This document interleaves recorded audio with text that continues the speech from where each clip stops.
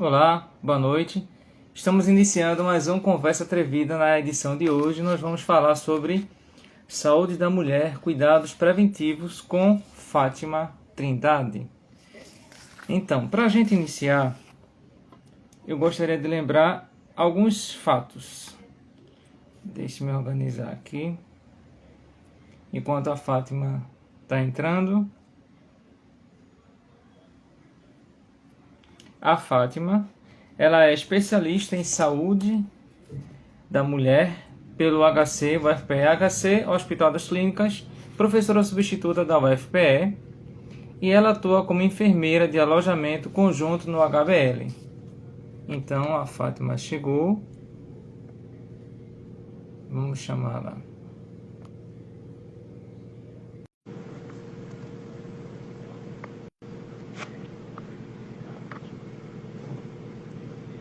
Boa noite a todos que já estão conosco. Boa noite, caríssima, tudo bem? Boa noite, tudo bem? Bem-vinda. E Obrigada. obrigado desde já pela presença e pelos conhecimentos que vai partilhar conosco. Obrigada pelo Fiz convite. jus à sua apresentação, pessoal? Oi? Eu fiz jus à sua apresentação? Esqueci de Fez? algo? Não. Ficou tudo certinho. Poxa, bom, então vamos aquecer logo com pergunta, né? Pode ser. Só ajeitar Tá aqui. tudo certinho aí? Tá? Tá me ouvindo legal, né? Estou ouvindo bem. E então, uma das coisas assim, bem básica, por que é tão importante a gente falar sobre a saúde da mulher? Né?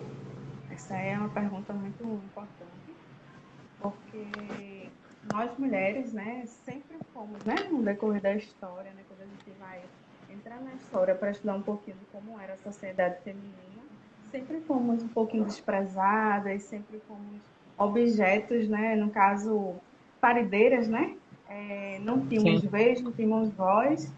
Então, em primeiro lugar, praticamente somos mais de 50% da população feminina, no caso, nós somos mais de 50% da população. sim, 50,8% é a população feminina, né? Esse é o primeiro ponto para a gente poder começar a falar, a discutir, né? Isso a nível de Brasil, né? E diante dessa, a gente vê, né, que a maior quantidade de pessoas existentes são femininas e mesmo elas têm a maior expectativa de vida também em relação aos homens, né? E mesmo assim, existem muitas doenças, muitas patologias que acometem, né, esse público e que podem ser é, evitáveis. No caso, a saúde integral dessa mulher, ela tem que ser de forma humanizada, tem que ser uma assistência de qualidade, é um direito dessa mulher, né? Isso aqui no Brasil ainda é um processo, ainda está se sim, consolidando, ainda não existe, como é que eu vou dizer, existem sim políticas, né, voltadas, né, para a mulher, para o público feminino, mas ainda está em processo de construção, né? E a gente, quando fala de saúde da mulher, a gente pensa principalmente em quê? Cuidados na saúde reprodutiva, com foco na atenção do pré-natal e o parto. E não é só isso, a mulher ela não é só isso. A mulher ela é um corpo que passa por diversas transformações no decorrer da sua vida inteira, né? Desde a adolescência até com a primeira menstruação, até a sua velhice, com a menopausa, e entre esse meio termo realmente existe a gestação, mas a mulher ela não é só isso, ela é cheia de fases, é, existem vários cuidados, né, ginecológicos também que a gente pode incluir nisso, mas só que a mulher não é só isso.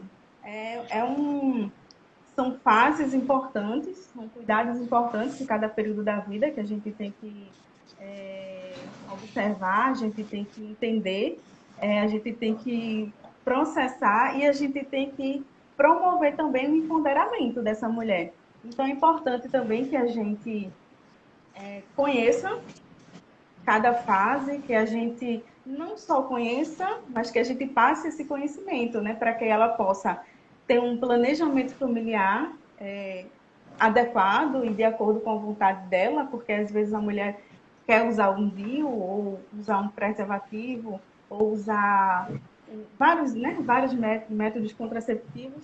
Então a gente tem que entender também que é importante essa mulher escolher, ter autonomia de escolha, saber que existem vários métodos, vários caminhos, porque hoje em dia o que a gente vê é o quê? A maioria das mulheres tomando um anticoncepcional injetável, às vezes ela tem repulsa por tomar anticoncepcional injetável, e a gente sabe que não é só a mulher que tem que se prevenir, o homem também tem que se prevenir. Então, a saúde da mulher ela é um campo muito vasto, ela não se prende só a gestação, o parto, o puerpério, tem a menopausa, tem a adolescência, tem a fase reprodutiva, tem a fase não reprodutiva. Então, é muito importante estudar a saúde da mulher, é muito importante falar sobre saúde da mulher, porque existem vários pontos, várias coisas que a gente pode estar discutindo, várias coisas que a gente pode estar falando e nomeando. É mais ou menos isso, né? Saúde da mulher é uma área muito ampla. A gente não pode se deter somente a aspectos ginecológicos, que a mulher ela não é só parir. A mulher não é só parir. A mulher é uma dona de casa, ela é uma trabalhadora, ela é uma estudante, ela é uma cantora, ela é uma atriz. A mulher é faces, são várias faces. Então é importante a gente poder compreender qual é a realidade de vida daquela mulher, o que é que ela quer, a ideologia de vida, a gente trabalhar essa mulher particularmente, né, cada um com sua particularidade. Então, estudar a saúde da mulher é importante por isso. Cada uma tem a sua particularidade, cada uma tem a sua especificidade. O que é bom para mim pode não ser bom para A, nem para B, nem para C. Então, eu preciso entender a mulher, é, claro que geneticamente, né, somos muito parecidas, mas fisiologicamente existem umas particularidades. Eu posso ter um limiar de dor maior do que uma outra mulher, eu posso aguentar uma pressão psicológica maior do que uma outra mulher, ou vice-versa. Então, a gente precisa entender a comunidade que aquela mulher está inserida, a gente precisa entender a realidade de vida daquela mulher. Então, são vários fatores, várias coisas, várias é, como é que eu posso dizer? Várias particularidades. Então, saúde da mulher é vida, a saúde da mulher é essa coisa maravilhosa que a gente vê por aí. Nesse tempo de pandemia, a gente percebe que houve um agravamento de vários fatores, principalmente com relação à violência da mulher, que a gente vai falar daqui a pouquinho sobre isso. Mas quais seriam os cuidados essenciais para esse tempo de pandemia agora, que toda mulher precisa ter? Então, além dos cuidados físicos, né, como todo mundo, como um público geral, a gente tem que fazer o uso correto dos EPIs, né, da máscara, fazer a limpeza, a higienização de todos os produtos que a gente entra em contato, as superfícies. Lembrar que aquela mulher que vai trabalhar, às vezes ela não tem um carro, ela pega um ônibus, então ela tem que ter uma qualidade de vida. Se atentar para pegar aquele ônibus que não é tão cheio, que a gente sabe que a realidade não é hoje em dia. E também, assim, principalmente, né, além desses cuidados físicos, né, manter uma boa prática de exercícios, a gente tem a saúde mental da mulher para poder estar cuidando, né? Principalmente nesse tempo de pandemia, esse tempo que requer reclusão, né, das pessoas em si, requer um afastamento, um distanciamento, né? Então, Sim. existem cuidados psicológicos, né? Que, né, saúde mental em si, o agravamento, né, em relação ao isolamento social, porque nós somos seres humanos, nós precisamos de interação. Então, a partir do momento que eu tiro isso do ser humano, pode acarretar vários problemas decorrentes a isso. E como é que eu posso dizer, o que eu posso dizer mais assim, esse ponto realmente que você falou, que é o aumento considerável, né, de agressões, de feminicídio, Sim. e a gente fazer a nossa parte, né, porque já passou aquele tempo que existia aquela frase, né, briga de marido e mulher, ninguém mete a colher. Hoje em dia a gente mete a É, colher, mete o garfo, a faca, o prato que tiver junto, a gente sai metendo nesse meio da confusão. A gente não pode deixar, a gente não pode ver um ser humano sofrendo e isso. deixar e E ficar olhar indiferente. simplesmente das costas, exatamente. A gente realmente tem que se meter nisso. Existem situações que realmente é difícil a gente intervir, mas a gente tem que ter um apoio, a gente pode ter um apoio policial nisso, um apoio de uma pessoa que tenha mais afinidade com aquele familiar. Então, nesse tempo de pandemia, é importante a gente estar mais atento, principalmente aos nossos vizinhos, porque a gente fica mais em casa, a gente pode ter esse tipo de cuidado, né? De observar, de ouvir, porque às vezes, como eu posso dizer, há uma discussão, né? Alguma coisa, tá tendo alguma confusão lá, por que eu não vou me preocupar? Se eu sei que lá existe um casal, existe alguém, existe um ser humano que ele não merece estar passando por aquela situação.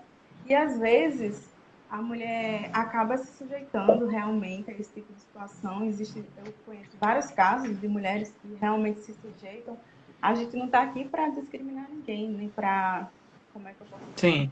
A gente não está aqui para dizer, realmente aquela mulher não quer sair dessa situação.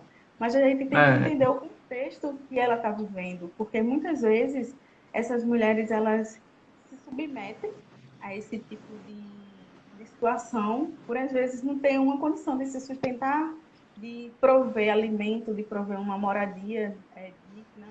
Então elas acabam se sujeitando realmente a esse tipo de situação. Então, é importante a gente ficar atento, né, a esses sinais, mudanças de comportamento, porque às vezes você tem uma vizinha que ela é muito comunicativa e de repente nunca mais você vê essa mulher, ou você vê essa mulher com um roxo, um, uma maquiagem, alguma coisa diferente, o cabelo preso.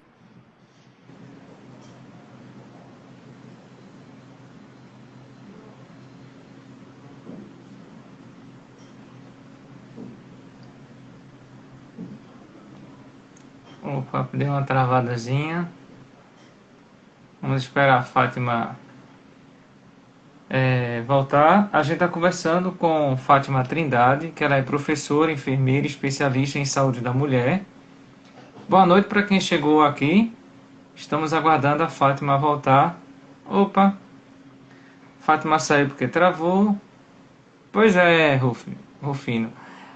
Deixe-me ver aqui se ela está aqui de volta. Bom, deixa a Fátima voltar que a gente reinicia o nosso bate-papo. Enquanto isso, enquanto a gente não reinicia o nosso bate-papo, eu ia iniciar essa nossa conversa falando sobre essa questão do autocuidado. E o autocuidado ele é um conjunto de atitudes que cada um faz com o objetivo de cuidar de si mesmo. E esse cuidar de si mesmo não quer dizer que a gente vai ser egoísta e vai eliminar o cuidado com os outros. Muito pelo contrário. Quando a gente cuida de si, a gente tem mais condições de cuidar daquelas pessoas que a gente ama. Opa, Fátima está voltando. Vamos aqui. Vamos agora voltar com Fátima.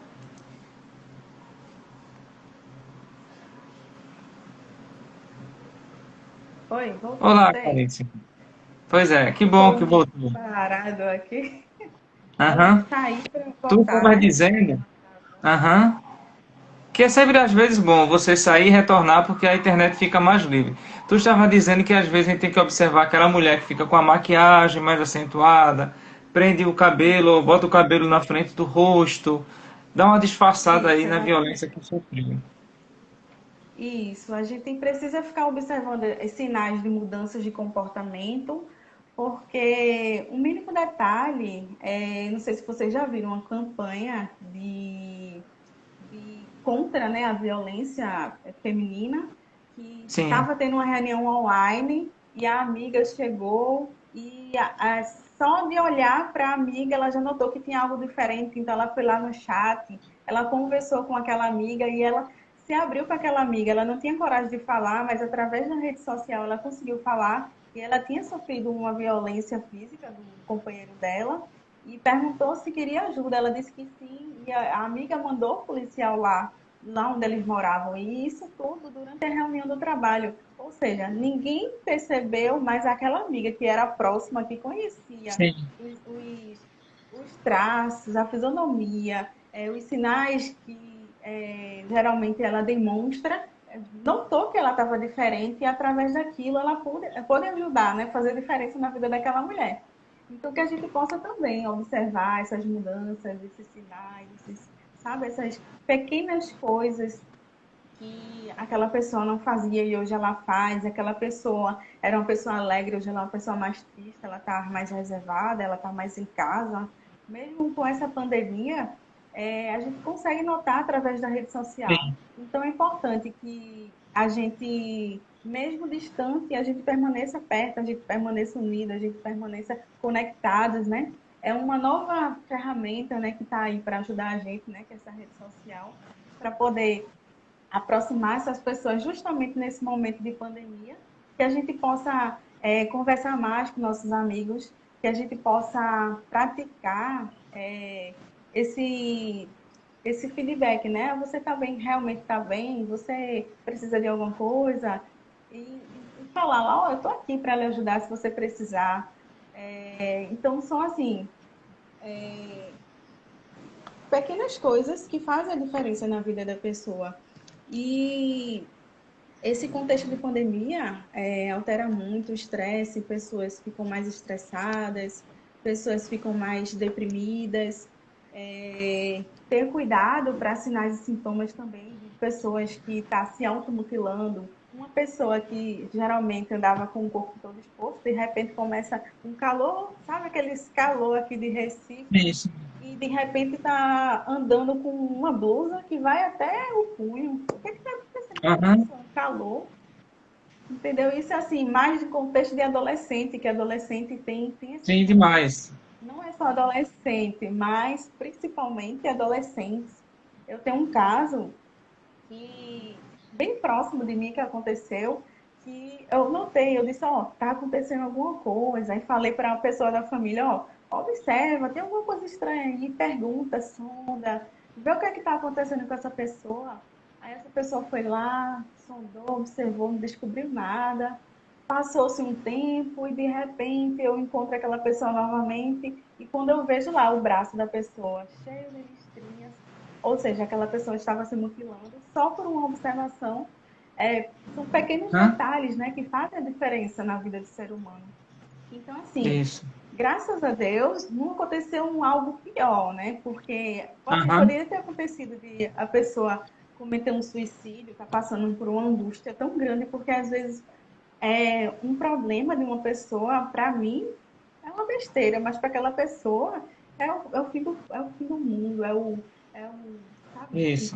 é o fundo do poço. Então, a gente não deve, por exemplo, só porque é adolescente, só porque é criança, menosprezar aquela mulher também que passa por dificuldades, que passa por é, modificações também hormonais, psicológicas. Então, assim, cada fase da vida da mulher, ela pode se agravar ou pode ser melhorada.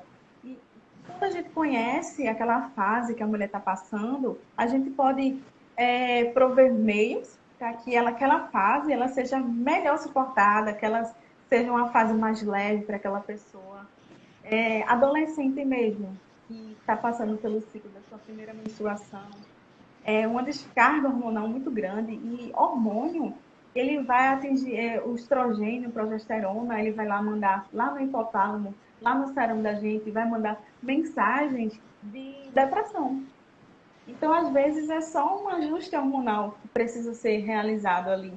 E no contexto da pandemia, aquele sinal e sintoma que é comum naquela fase, Hum. ele é agravado Porque adolescente, o que é que adolescente gosta? Adolescente gosta de socializar, gosta de ir para uma festa, de ir num shopping, Aham, e eles não estão tendo isso. Eles não estão tendo, eles estão presos, eles estão tendo aula online, nem a escola, que seria um escape, né? Conversar com uma coleguinha, com um coleguinha. sim, Nem isso as adolescentes estão tendo. Isso eu falo para homem e para mulher também. Mas a gente fala na questão de saúde da mulher porque tem essas questões hormonais que vão alterar, que vão intensificar tudo o que ela está vivendo. Vai ser grande, vai ser monstruoso, vai ser tempestuoso. Uma gota d'água pode ser suficiente para ocasionar um estrago muito grande, inclusive um suicídio, né? Aí, o que é que a gente pode falar também em relação à pandemia? hum, Que é importante a gente, como ser humano, como ou homem ou mulher, tá ajudando essa mulher a passar por esses momentos. O que é que a gente pode estar promovendo? Uma prática que está crescendo bastante, que está sendo aceita pela população, né, que é a meditação. A meditação, ela promove esse autoconhecimento, promove é, essa calmaria, um momento de paz, de reflexão. E isso ajuda, muitas vezes, a gente passar por uma dificuldade por exemplo, é, quando a gente fala, quando a gente expõe o que a gente sente, é como se a gente estivesse liberando um peso, né? sim. Que às vezes nos impossibilita de realizar algo, de dar um passo a mais, de progredir ou na nossa vida profissional, ou na nossa vida ou conjugal, ou familiar. Às vezes a depressão, ela ela, ela vem velada e a gente não consegue desconfiar. A gente vê pessoas sonolentas, pessoas que perdem o interesse de praticar ou de fazer algo que realmente ela gosta. E a gente acha que isso era só uma fase, essa pessoa realmente não gostava de praticar ou fazer isso. Mas às vezes é a depressão que está lá, Sim. enraizada, que está começando a surgir e a gente menospreza, né, por ser jovem, ser adolescente, a gente menospreza, porque geralmente quem tem valor é o adulto, né, a pessoa, né, idosa ou adulto, a criança, Aham, adolescente na nossa sociedade, ela não tem voz, não tem vez. Graças a Deus isso tem mudado bastante, mas ainda existe isso, né, na nossa cultura de criança não ter voz, de criança não ter vez.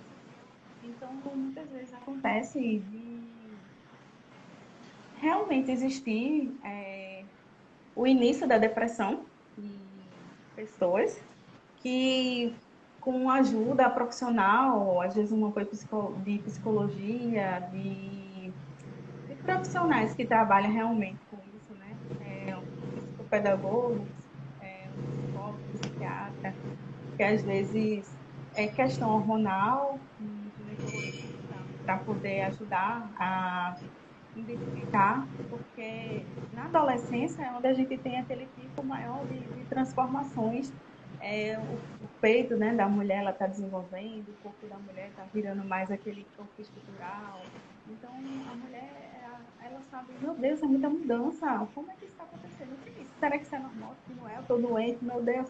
Então são várias neuroses que vão passando pela cabeça da pessoa e a nossa cultura, ela não tem uma educação assim, né? Porque uma coisa vai levando a outra. A nossa cultura não tem uma educação sexual bem firmada, bem estabelecida. Então, uma menina começa a apresentar um corrimento fisiológico, que é normal da idade dela, e ela pensa que está morrendo, é porque ela não sabe, não foi conversado. A menina tem a primeira menstruação e ela não sabe que aquilo é uma menstruação e ela esconde, e ela tem medo, porque se eu falar, ou se eu disser para minha mãe e para meu pai, eles vão me bater. Então a sociedade da gente ela é muito bruta, sabe, com os seres mais jovens. Então a gente trabalhando isso para que a nossa futura geração ela não seja, né, como os nossos antepassados, isso já vai dar um diferencial muito grande, vai dar uma contribuição muito grande E esse contexto de pandemia realmente fica mais difícil de ser identificado, essas alterações, porque até na escola, né, quando aquele adolescente, aquela mulher, ela está indo para a escola, uma faculdade, ou um trabalho presencial, é mais fácil de ser notado. E quando tem esse isolamento, né, esse distanciamento, eu estou vendo você aqui na tela, eu estou vendo você Hum, sorrindo, mas eu não estou imaginando os problemas que você está passando, as dificuldades, é, as coisas que vêm acontecendo com você no dia a dia.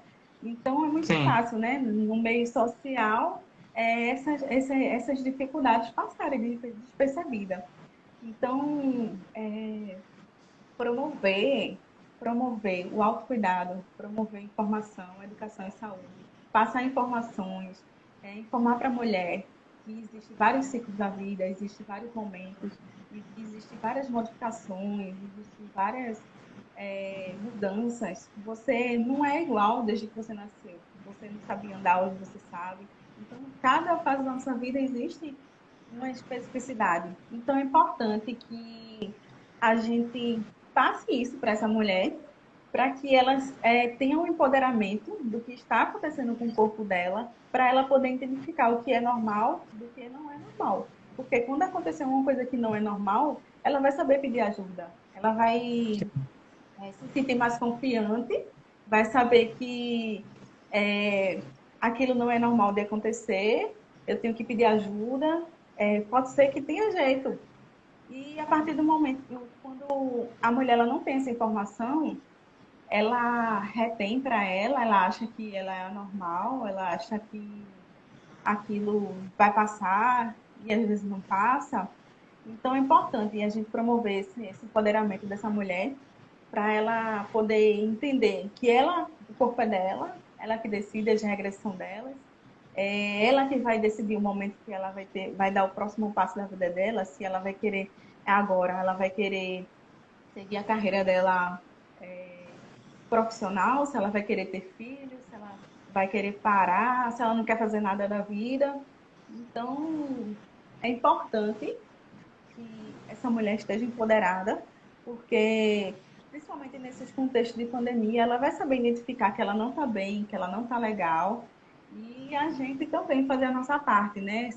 Nossos amigos, nossos sim. companheiros, nossas amigas, entender o contexto que ela vive, a situação que ela vive, a vida econômica, o contexto social, o contexto cultural, entender se ela é evangélica, se ela não é, se ela é espírita, se ela não é. A gente saber entender, a gente ter empatia pelo nosso próximo, já pode mudar drasticamente esse contexto, né, de pandemia, de alterações que estão acontecendo na pandemia. Voltando, né, para a questão do, do aumento de números de casos de violência física, né, e sexual Sim. também, porque existe muita violência sexual aí envolvida. Porque, assim, mesmo se eu for casada e eu não quiser ter relação com meu marido, e mesmo assim ele forçar a ter uma relação comigo, aquilo é um estupro. Tá? Não é só porque é casado que deixa de ser um estupro, não. Então, quando a gente faz uma amizade muito boa com as pessoas tendem a ficar mais abertas, mais solícitas, elas falam mais da vida dela. E tem pessoas que não têm paciência de escutar realmente, tem pessoas que não têm tempo de escutar. Mas se a gente parar pelo menos para escutar uma pessoa, para ouvir uma pessoa, para entender a dinâmica da vida daquela pessoa, a gente vai saber quando existir alguma alteração, quando existir algum distúrbio, a gente vai entender se aquilo é normal, se aquilo não é normal, se ela precisa realmente de ajuda ou não. E não É, deixar para lá, né? Não se convencer, não ir atrás, buscar resultado. Tentar desvendar o mistério, porque às vezes tem uma pessoa que ela é mais tímida, ela é mais calada, ela é mais na dela. E se eu conheço ela a partir de agora, eu não vou entender se ela realmente é daquele jeito ou se ela passou a ser por causa de algum trauma que ela sofreu. Então, a afinidade que a gente cria, né, a conexão que a gente cria com as pessoas, ajudam bastante, né, a essas fases serem mais leves, serem mais, como é que eu posso dizer? serem... Vocês estão ouvindo bem? É isso que eu ia falar contigo agora. De vez em quando oscila muito a sua voz. E são informações importantíssimas Certo. que você está passando para a gente. Então, às vezes a tua voz está bem distante, quase a gente não ouve, e às vezes está como esse teu certo, assim, bem bacana. É... Eu acho que eu vou ficar com o microfone assim, né? Ficar melhor, né? Ah, sim, Deixa eu tirar com... deixa eu tirar Tá, o fone de ouvido para ver se melhora. ok. Melhorou assim? Enquanto... Tá, o som tá começando a ficar bacana, tá mediano. Enquanto você se organiza, eu estava lembrando o seguinte, você falando lá no início da sua fala com relação à mutilação. Eu já tive vários alunos e alunas, mas principalmente meninas, que eu percebi esse comportamento. Eu aprendi a observar melhor a questão da mutilação com esse olhar que você teve aí de antes a menina era alegre, feliz, brincava com todo mundo e depois começou a passar a usar um cabelo que cobria mais o rosto, uma roupa que era bem mais comprida, fechada lá em cima, gorro. E a gente dizia, menina, quando tu tá na sala tudo bem, a gente tem ar-condicionado. Mas quando tu estás fora da sala, nesse calor imenso, daí ela sempre ficava assim, acuada, algumas acuadas. E depois a gente foi descobrindo e elas foram revelando para a gente as mutilações. As mais comuns são aqui no braço, principalmente próximas ao pulso. Isso. E tem o Rufino está dizendo o seguinte, que consegue conversar com a filha dele, já que ele tem uma abertura muito grande, eles dois têm essa abertura entre si, e às vezes as amigas dela também precisam de uma ajuda, e ele também faz esse apoio de ajuda à garota que tem 16 anos, deve ser essa mesma faixa etária que as amigas têm. Uma outra coisa também aqui é uma pergunta que a Márcia disse: qual é o hospital de referência? Porque para alguns hospitais precisava de encaminhamento. E Certo. a Tá Ângela ouvindo bem estava minha dizendo voz? aqui, agora tá super bacana. A Ângela está dizendo aqui que caminhava todos os dias na pandemia, acho que porque não consegue.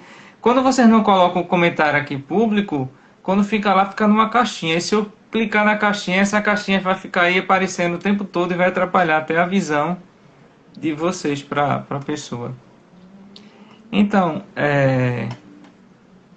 então eram essas Certo. as Aqui, observações. em relação à primeira observação do pai lá, bacana, muito legal. É muito difícil hoje em dia a gente ter esse comportamento, né, de um homem, né, para com a filha. É muito difícil da gente ver essa conexão. E a gente sabe que existe, que deveria ser comum, né? Sim. Existe poucos, mas existe, deveria ser comum, lógico. Mas esse cuidado, essa eu peço assim para ele ter cuidado, porque as pessoas em volta são muito maldosas, as pessoas, né? Então, assim, um adulto com um adolescente pode gerar uma dúvida, pode gerar, sabe? Sim, Ele pode sim. se meter em alguma confusão, porque as pessoas podem maldar a intenção, a verdadeira intenção dele com as amiguinhas. Porque existe muitos relatos de estupros, de violências, certo? Que acontecem com um adulto, de um pai com as amiguinhas. Então, assim, é legal, é bacana, é válido, é perfeito, mas que ele faça sempre isso quando tenha um outro adulto, principalmente uma mulher por perto, para poder já eliminar de vez aquelas suspeitas, ou talvez até ele se meter em uma confusão, porque uma pessoa maldosa viu e já começa a falar algo que não aconteceu e ele acaba se metendo numa confusão por uma besteira, né? Por assim dizer. Então, parabéns por esse pai, né? De que ele tem essa ligação com a filha, perfeito, excelente, que ele continue assim que ele não mude nunca, que ele continue dando esse apoio, esse apoio para essa filha, como é que eu posso dizer? Sendo esse alicerce para ela, né? Porque aqui é muito, Sim. muito difícil, é muito importante, principalmente do pai, né? Porque hoje em dia o que a gente mais vê são pais que abandonam famílias, que realmente vai gerar outros tipos de trauma em mulheres, que eu fui abandonada por meu pai, ou seja, eu nem nasci, eu mal nasci, eu já fui abandonada, então eu mereço ser abandonada, ser trocada, ser usada, porque desde antes de eu nascer, eu já, entendeu? São culturas que a gente está Sim, aqui para modificar isso. E em isso, relação exato. a, não é? Em Isso. relação a atendimento, a gente tem 2 centros especializados aqui em Recife, que é o Hospital da Mulher e o IMIP. Eles são centros especializados para atender mulheres que tenham sofrido algum tipo de violência sexual, algum tipo de violência psicológica. Né? O centro lá do Hospital da Mulher, o Centro Soni, ele é aberto 24 horas, a mulher pode chegar lá a qualquer momento, ela não vai ser identificada, ela não vai ser discriminada de forma alguma, ela vai ser muito bem atendida, ela vai ter todos os cuidados específicos para esse tipo de situação. E o que pode acontecer também é você ir para algum hospital, alguma maternidade, e de lá eles te encaminham para algum outro centro de referência, se você, no caso, foi algum interior. O importante também é que você não fique calada, que você relate, que você tenha coragem, você assuma que existe uma rede muito grande para apoiar nesse tipo de situação. É uma situação difícil, gera um certo desconforto, gera um certo constrangimento lá por parte da mulher, né? Porque a mulher ela se sente culpada diante dessa situação, ela acha que ela é culpada e ela tem que entender que ela não é a culpada. A culpa não foi dela daquilo ter acontecido. Ela não Isso. foi fraca porque ela não teve forças para enfrentar aquela situação. Infelizmente, ela foi vítima de uma situação que não teve jeito, que aconteceu e que ela não é culpada. Ela tem que entender isso, que ela não é culpada. É importante também que a gente tenha em mente o número 180 para, caso aconteça esse tipo de injustiça, esse tipo de violência, a gente possa denunciar. É importantíssimo que a gente denuncie, que a gente não se cale diante de um abuso. Muitas vezes um abuso acontece principalmente em meios familiares e as pessoas acabam se silenciando por medo de N coisas. Então a gente tem que acabar com essa cultura. Isso aí não pode acontecer, não deve acontecer. Se a gente presenciar, a gente realmente tem que denunciar, a gente tem que criar coragem. Se for uma menor de idade, existem vários meios, né, da gente poder estar Agir. fazendo esse tipo de denúncia. Oi? Sim. Não, eu disse Existem vários agir. meios, né? Ah, sim, sim. Então, assim, é, no ambiente escolar, como você falou que você identificou, meu esposo ele é professor. E ele já Sim. identificou também casos específicos desse assunto no ambiente que ele estava trabalhando. E, graças a Deus, assim, ele pôde ajudar, ele pôde intervir. Depois a gente não sabe o que aconteceu, porque ele não está mais nessa escola, não acompanhou o caso, mas ele foi no Aham. conselho tutelar, foi, sabe, todos os passos, todos os protocolos, ele seguiu tudo direitinho. Importante também a gente ter esse em mente que a gente tem que ter o cuidado de não expor a pessoa, principalmente se for menor de idade, Sim, porque sim. aquilo é uma marca para a vida toda. Tem situações que a pessoa é tão marcada que ela tem que mudar de região, mudar de nome e não ter mais contato com ninguém para poder tentar refazer uma vida diante do trauma que ela sofreu. É. Porque a resiliência não é todo mundo que tem resiliência. Existem vários níveis de resiliência e você ter forças para poder suportar uma situação que para você, principalmente para aquelas pessoas do interior, né? Um exemplo que eu tenho para dar é um paciente, assim, eu sei que é assunto a saúde da mulher, mas os exemplos, mesmo quando não seja do nosso assunto, ele ajuda a gente a associar melhor, a gente entender o contexto das Sim, claro. pessoas. Sim, claro. teve um cliente masculino, né, do sexo masculino, que ele foi numa consulta com um proctologista e o proctologista ele não teve empatia, sabe, de conversar com aquele paciente, de entender o contexto social, o contexto que aquela pessoa vivia. E o que foi que aconteceu? Ele fez a consulta, mal conversou com o paciente, depois deita aí, tira a roupa e fez o exame do toque. Aquele paciente, porque para ele aquilo foi um estupro. Ele se sentiu tão violado, que perdeu o gosto de viver e acabou cometendo suicídio. E a mesma coisa, isso é no ambiente da mulher, porque existem coisas que acontecem que para a mulher é tão repugnante, é tão forte, é tão destruidor, avassalador, que a mulher acaba tirando até a própria vida. É um assunto, né, bem polêmico, bem difícil, bem constrangedor para a maioria das pessoas. Isso. Mas é um assunto que tem que ser falado, que a gente precisa estar preparado para lidar com essa situação, que realmente não é fácil. A gente precisa conscientizar a pessoa que sofreu a violência, que ela não foi a culpada, que ela não está sozinha, que você vai estar lá por ela, pelo menos ela vai ter você lá por ela. Tentar tirar aquela pessoa daquele ambiente, né, de abuso, de sofrimento, o mais rápido possível. Se possível, nem deixa mais aquela pessoa voltar para aquele ambiente. Eu sei que às vezes a gente não tem condições financeiras realmente de manter, de ajudar uma pessoa, mas existem órgãos, existem ONGs, existe instituição, e o Estado está aí também, que é a obrigação do Estado cuidar de todos nós, né, seres humanos, cuidar da gente, cuidar da nossa vida, da cabeça aos pés, de todos os parâmetros, seja a saúde mental, enfim.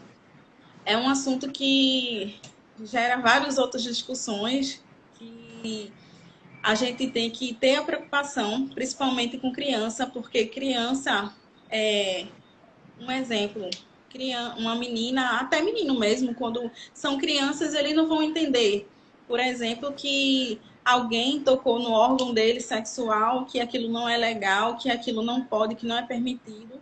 E às vezes ele chega num adulto e fala: ah, eu não gosto de fulano. Ah, aí o adulto fala: o quê? Pare de dizer isso, que você não pode fazer isso, não sei o quê. Aí o que é que a criança vai entender? Adulto pode fazer tudo com criança. Entendeu? Então, quando uma criança, por exemplo, chegar para você e disser: ó, eu não gosto do tio tal, ou não gosto da tia tal, por que você não gosta? Liga aquela anteninha, por que você não gosta? Vamos tentar descobrir o porquê. Às vezes pode ser até uma besteira, mas às vezes pode ser algo sério. Então, são sinais, pequenos sinais que a gente pode estar notando, né, em várias fases da vida, né? Aquela criança que ela era ativa, de repente ela não é mais. Aquela jovem que vive indo para a balada e de repente só vive em casa. Então são sinais, alertas, né, para a gente ficar observando, levantar nossa anteninha da desconfiança, certo? E nessa questão de pandemia, realmente está mais difícil de verificar, né? Porque até os professores, né, estão na aula online, às vezes não vê nem a carinha, né? Às vezes vê uns bonequinhos lá na tela, não vê o que é que está acontecendo, não sabe o que é que está acontecendo. Então, é sempre bom a gente ficar com a nossa anteninha ligada para quando acontecer de ter um abuso perto de você, você saber identificar. São vários fatores, várias coisas que vão acontecendo no nosso dia a dia. E, assim, a prevenção, em primeiro lugar, prevenir é melhor do que remediar. Então, a gente tem que estar sempre com essa mentalidade de prevenir tudo. Tudo na nossa vida é melhor prevenir do que remediar. Se a gente desconfia, a gente vai atrás, buscar informação, tentar ver o que é que está acontecendo, porque se a gente deixar para lá, às vezes aquela pessoa comete suicídio e você fica doente porque você identificou, mas você ficou calado e acaba você também adoecendo. Você pode também entrar num ciclo, né, de doença mental, de suicídio, não querer mais saber da vida. Então, a gente precisa realmente ter esse cuidado, principalmente com crianças, porque o adulto não é que não aconteça.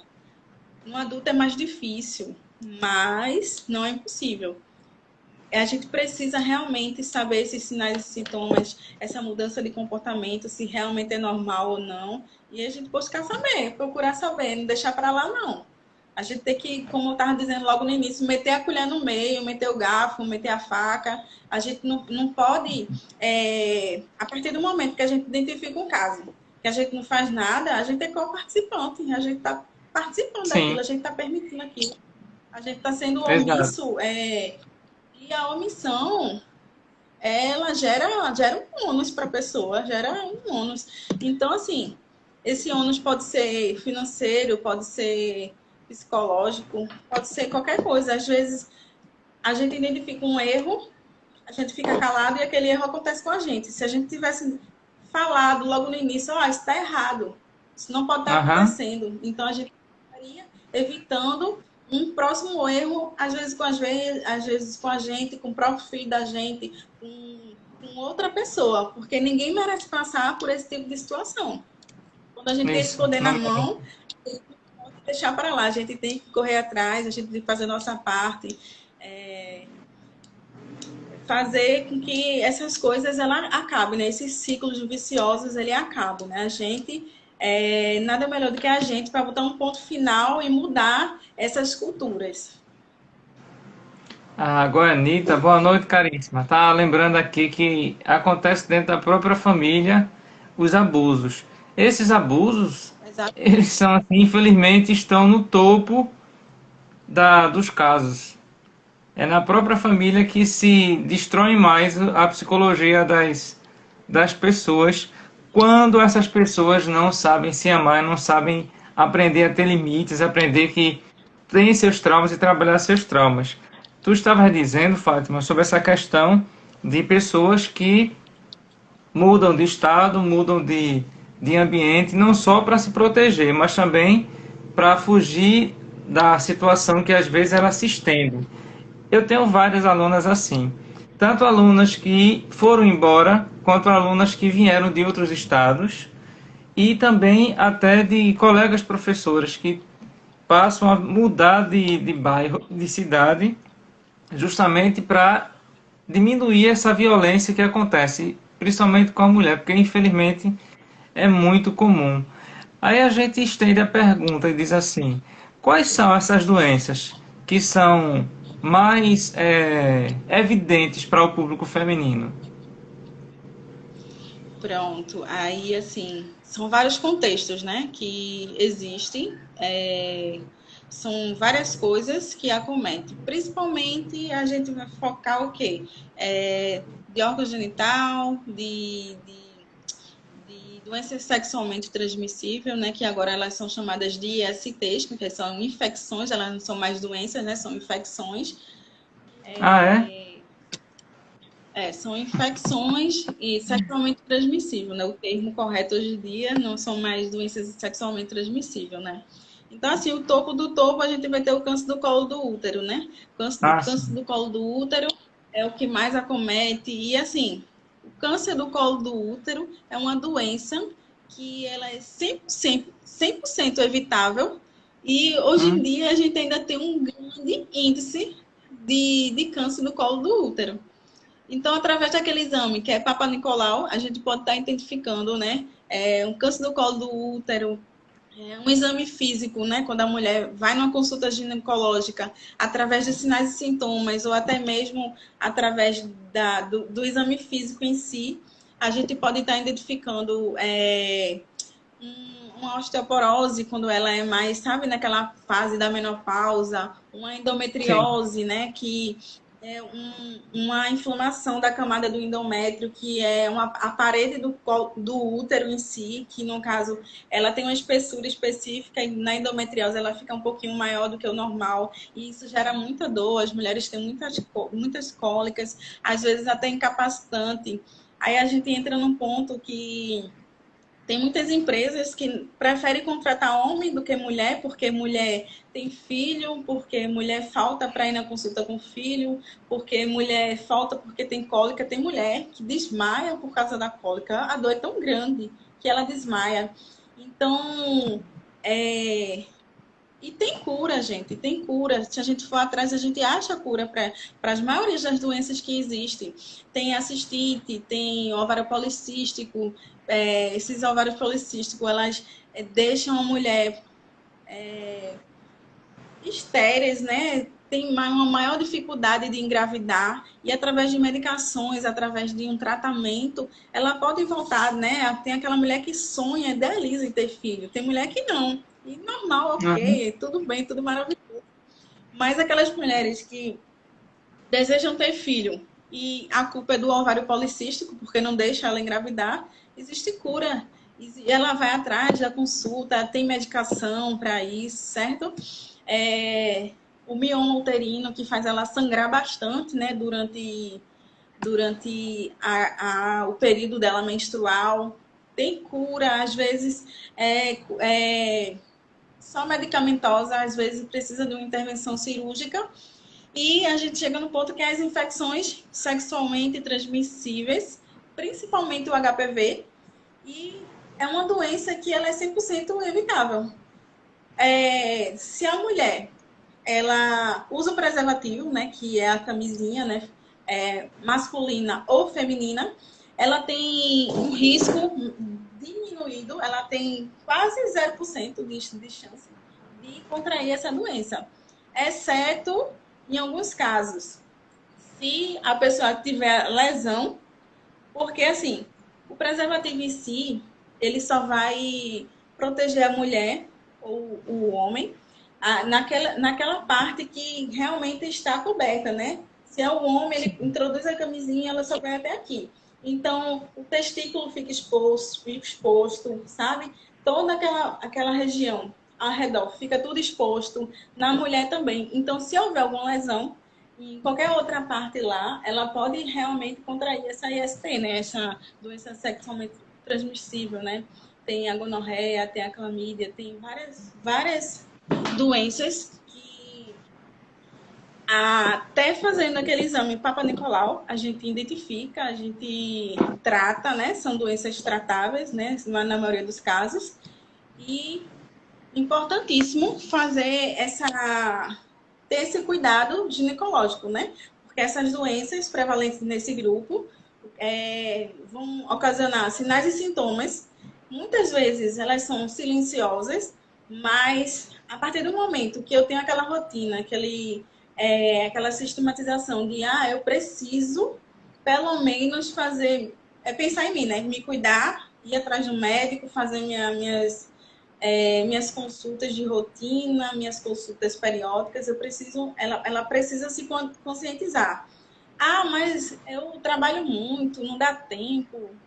Dá, a gente arranja um jeitinho, a gente falta, porque, gente, o trabalho, se você morrer, ele coloca outra pessoa no seu lugar. Você é substituível, você tem que pensar isso, que você é substituível.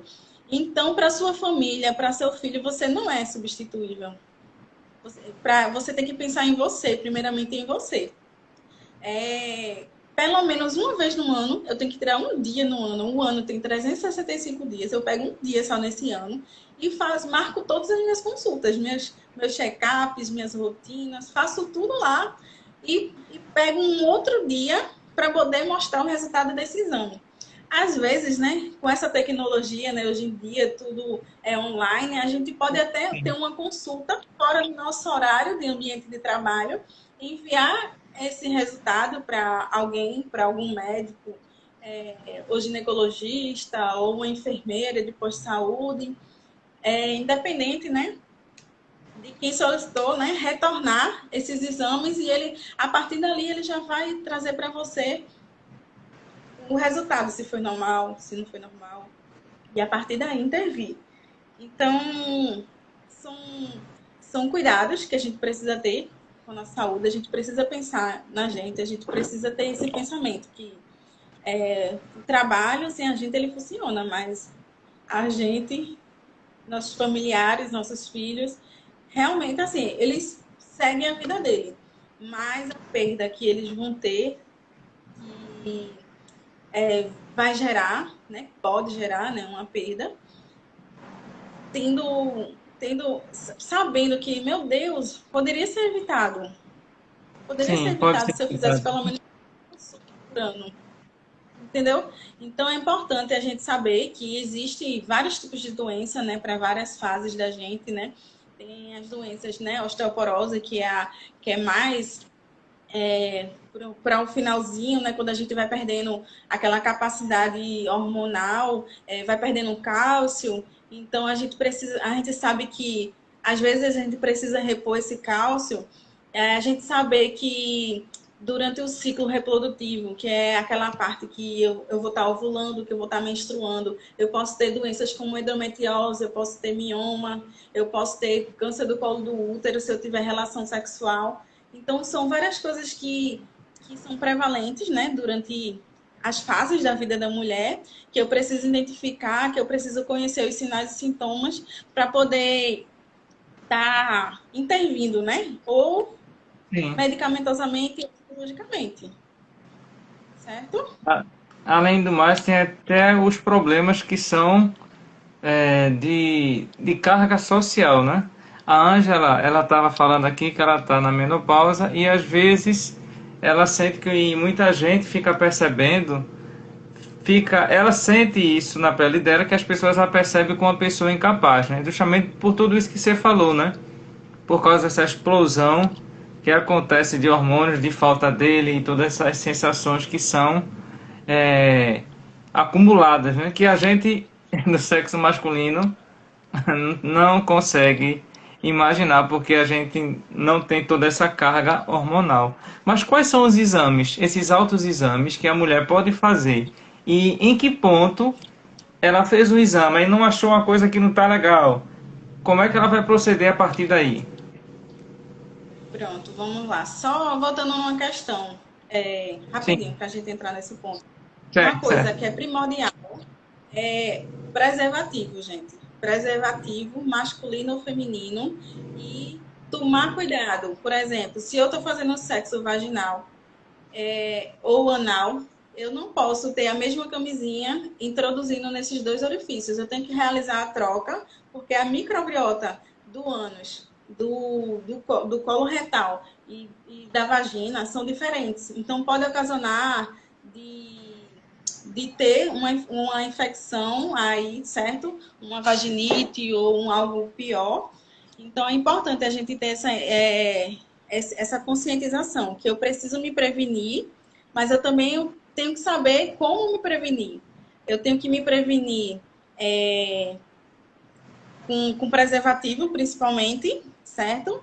E eu preciso entender que não pode haver essa comunicação, né? Tem que ser um preservativo para o ânus, tem que ser um preservativo para a vagina, tem que saber diferenciar isso, certo?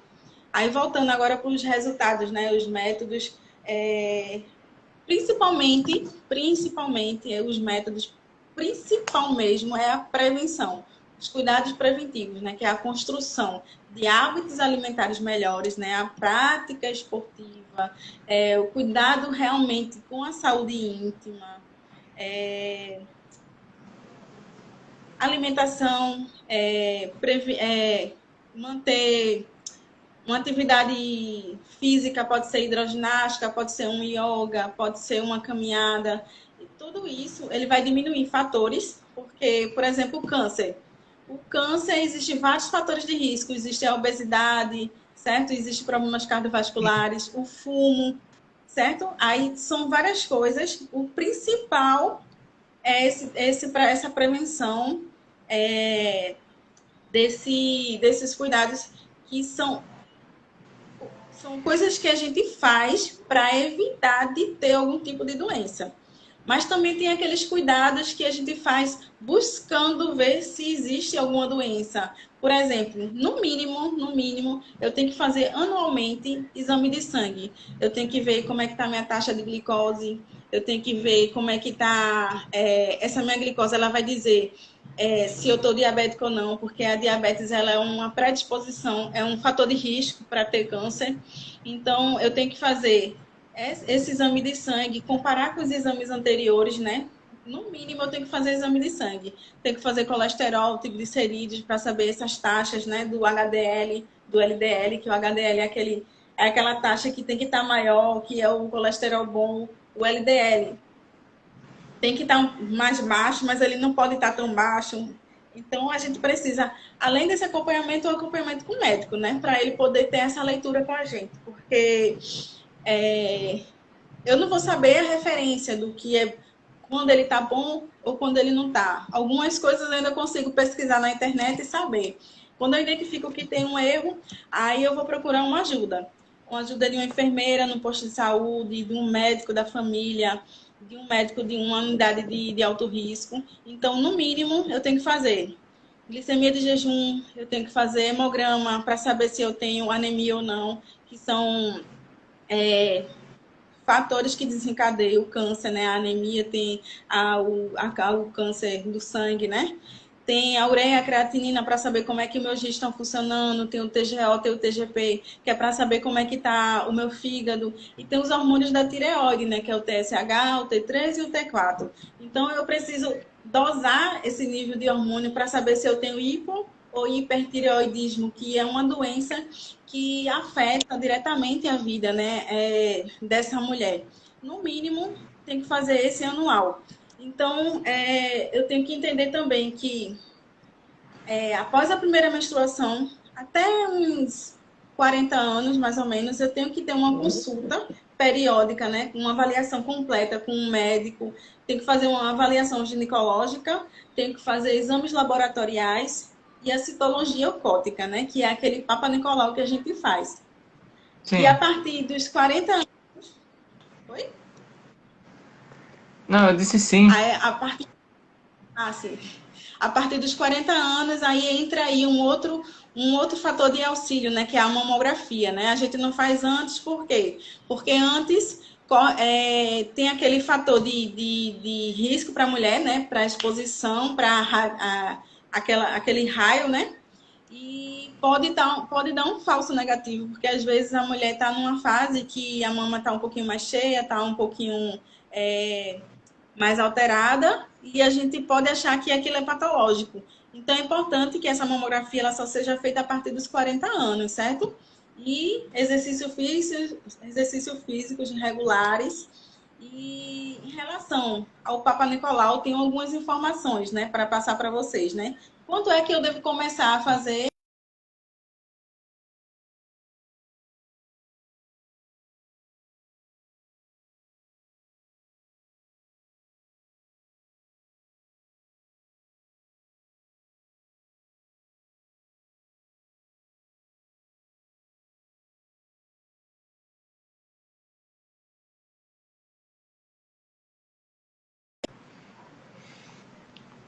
Para quem está chegando agora, ou entrou há pouco tempo, a gente está conversando com Fátima sobre saúde da mulher e os cuidados preventivos. E aí ela está tendo, acho que um probleminha lá, de reconexão, ela saiu. E a gente aguarda a Fátima entrar de novo. E eu tinha iniciado, quando ela tinha saído outra vez, essa questão do autocuidado. Eu falei, o autocuidado é um conjunto de atitudes que cada um faz com o objetivo de cuidar de si mesmo. Muitas coisas podem ser consideradas como atitudes de autocuidado, que são algumas que nós estamos vendo agora com Fátima. Cuidar de si não significa negar cuidados aos outros. Cuidar de si é garantir também que se estará bem quando o cuidado com o outro for preciso. Cuidar não significa sacrifício. É por isso e por outros fatores que o autocuidado é tão importante. Então, os exemplos que a gente tem aqui com Fátima de cuidados que a gente possa ser são esses incríveis. Deixa eu ver se ela voltou. A gente está tentando reconectar. Então, espero que principalmente as mulheres estejam curtindo o nosso bate-papo. Olá. Voltei. Às vezes acontece isso, Fátima, e a sua voz, ela chega até a gente, a sua imagem fica travada, mas o som vem. O Instagram ele fica dando privilégio ao som, depois ele estabiliza a imagem. Entendeu? Ah, então tá bom. Então, se acontecer do som parar, você me avisa Certo. que eu travou aqui para mim, eu penso que aconteceu alguma coisa, né? Aham. Mas eu acho que vocês conseguiram entender, né, que agora a gente vai falar um pouquinho daquele exame preventivo, né, que é o Papa Nicolau. Sim, Foi sim. até aí que vocês chegaram? Sim? Pronto. Aí eu tenho algumas informações, né, para dar em relação a esse exame que é tão importante, né? A gente sabe que a prevenção, né, mudança de hábitos, né, de vida, né, mudança de hábitos de vida saudável, como por exemplo melhorar a alimentação, fazer exercícios físicos, isso aí já vai ser um diferencial enorme na sua vida, porque vai contribuir grandemente para vários contextos da vida da mulher. Por exemplo, se a mulher pratica uma atividade física, ela vai estar melhorando os níveis vai estar diminuindo os níveis de estresse, né? Vai estar colocando a endorfina lá em cima, ou seja, ela vai ter mais prazer, ela vai ter mais leveza, ela vai se sentir mais feliz e ela vai estar diminuindo os riscos cardiovasculares, vai estar diminuindo os sintomas da TPM, vai estar diminuindo também, fortalecendo os músculos e os ossos para quando ela chegar lá na menopausa tenha um nível menor de interferência e um dos principais pontos para a mulher, né, a chave, né, é o exame de Papa Nicolau. Através dele, a gente pode identificar vários tipos de doenças, né, doenças sexualmente transmissíveis, como câncer, né, vários tipos de câncer. Então, Sim. assim, quando é que eu vou começar a fazer? A partir de que idade? Que público vai fazer? Então, mulheres, a partir de 25 anos, que já tenham sua vida sexual ativa. Isso aí é o quê? Que o Ministério da Saúde preconiza, né? Que Aham. se eu tenho 25 anos, tenho minha vida sexual ativa, então eu vou fazer esse exame. Então, como é que tem alguns médicos que eles recomendam que a partir do início da atividade sexual seja iniciado essa busca, né? Essa busca ativa para esses fatores, né? De ISTs e de câncer, né? Fatores de câncer através do Papa Nicolau. Mas o Esse Ministério da Saúde preconiza. Oi? Perdão, perdão. Eu perguntei se esse exame era anual. Vou explicar. Ele é assim: ele vai ser anual durante 2 anos. Eu vou fazer ele com 25 anos, vou fazer ele com 26 anos. Se os dois derem negativo e eu tiver um parceiro fixo, eu vou fazer o próximo depois de 3 anos. Aí eu fico fazendo de 3 em 3 anos. Então, os dois Sim. primeiros ele vai ser anual e dando esses dois consecutivos negativos para todos os rastreios, então eu só vou fazer de 3 em 3 anos. Agora, se eu não tenho um parceiro fixo, né? Se eu fico com um e com o outro, porque isso aí vai ser a escolha da mulher. A gente não está recriminando Uhum. ninguém, a gente só está passando as Sim. orientações. As Se informações, eu isso. fico com um, eu vou fazer anualmente, certo? Porque a microbiota que eu troco com uma pessoa e com outra pessoa é totalmente diferente. Pode ser que a pessoa número 1 não tenha nada, eu tenha feito e tenha dado negativo, mas a pessoa número 2 veio e tem um HPV lá que passou para a mulher, então eu posso estar identificando logo no início e intervir, certo? Então é importante que essa mulher ela faça até 64 anos. A partir de 64 anos, ela vai estar isenta, certo? Agora sim, como é que ela vai estar isenta? Se 5 anos atrás eu fiz e deu negativo. Então eu chego aos meus 64 anos e não preciso mais fazer. Aí você me pergunta: ah, mas eu só tive uma relação sexual com 18 anos, hoje eu tenho 27 anos, eu preciso fazer? Precisa realmente, faça durante 2 anos consecutivos. Se der negativo, você faz de 3 em 3 anos, porque aquela relação sexual lá atrás que você só teve uma vez, com 18 anos, pode ter tido algum tipo de infecção passado para você. E para a gente ter noção, o câncer do colo uterino, ele pode levar até 10 anos para desenvolver sinais e sintomas físicos, né, que a gente consegue ver, né? Um corrimento com sangue, é uma dor na relação sexual. Então, ele pode demorar até 10 anos para desenvolver. Então, é importante, né, que a gente tenha esse cuidado. Aí, outro ponto. Ah, mas tem uma senhorinha lá no interior, ela já tem 64 anos, ela nunca fez, ela não precisa. Ela precisa, porque ela nunca fez. Ela precisa pelo menos fazer 2 vezes, né? Ela faz com 64 anos, depois faz com 65. Se os dois derem negativo, ela realmente não precisa mais fazer. Mas ela precisa, mesmo ela nunca tendo feito, ela vai fazer com esse 64. Isso aí vale o quê? Para as mulheres mais velhas também, né? Então, se eu tiver 2 exames negativos, eu faço o quê? De 3 em 3 anos.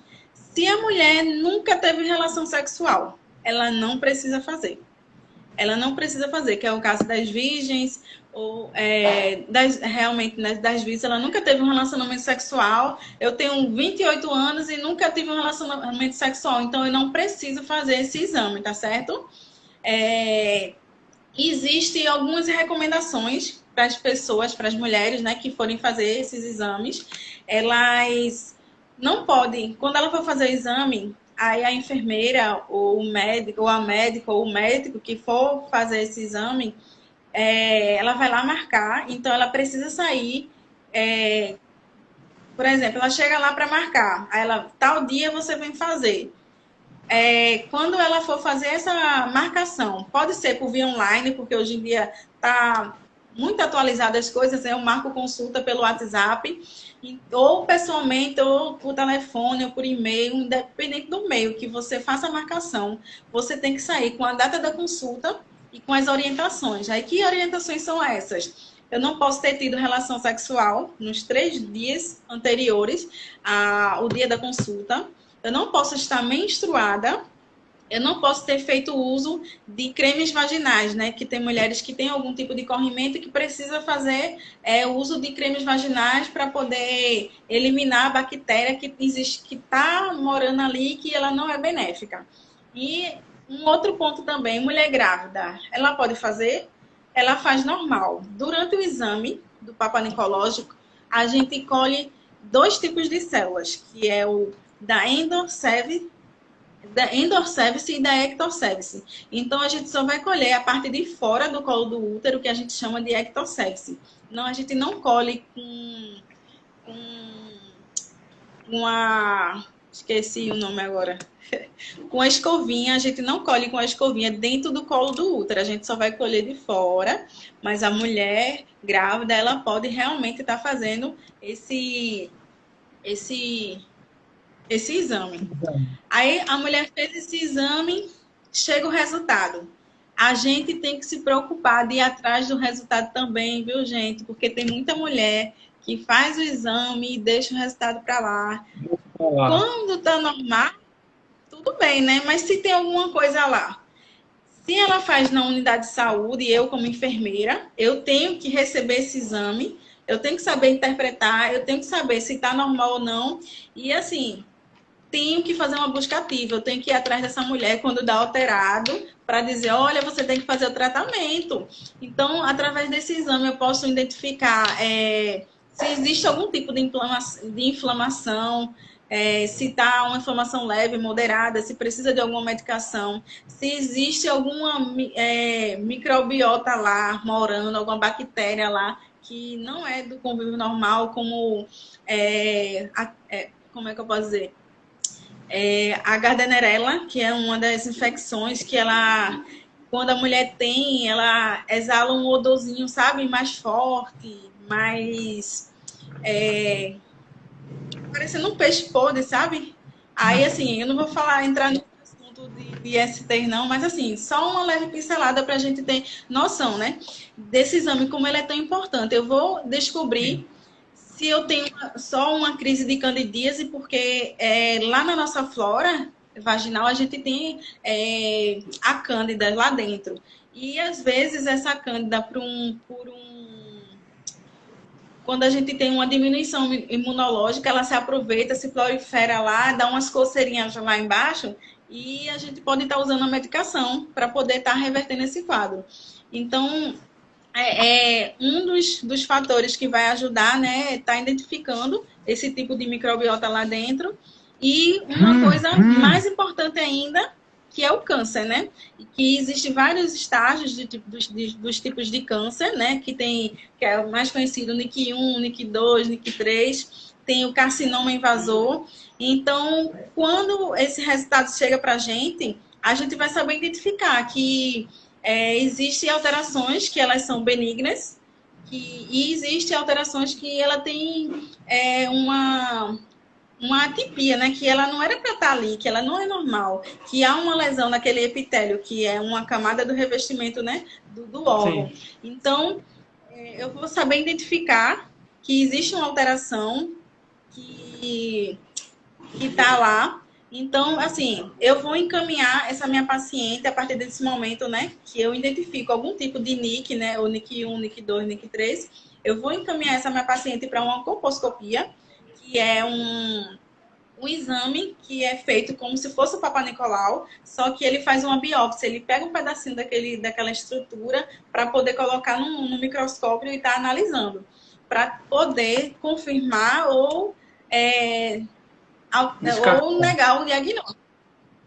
Então, é importante eu saber que eu como mulher, eu não preciso saber quais são as alterações, mas eu preciso saber que existe alteração, eu preciso saber que eu tenho que correr atrás do resultado dos exames, eu preciso saber que se der alterado, eu preciso procurar um atendimento especializado, a maioria das vezes. Quando você já sai lá, quando você vai buscar o resultado, você já sai para um encaminhamento, né? Para uma estrutura hospitalar, uma estrutura de grande porte, que vá, às vezes, até fazer uma quimioterapia, né? Se você estiver num estágio já avançado. Então, é importante eu saber que existem vários tipos de patologia. Algumas eu já vou intervir ali, eu vou fazer um tratamento medicamentoso via vaginal. Outras eu vou encaminhar para um especialista, eu vou encaminhar para ou ginecologista ou um médico especialista em câncer, ou câncer de mama, ou câncer de ginecológico, certo? Então, assim, eu encaminho, ou eu trato, ou eu encaminho. Sempre eu vou encaminhar, ou sempre eu vou tratar. E o exame de mama, a gente tem que ter o cuidado de fazer só após, né, os 40 anos, né, ter essa rotina.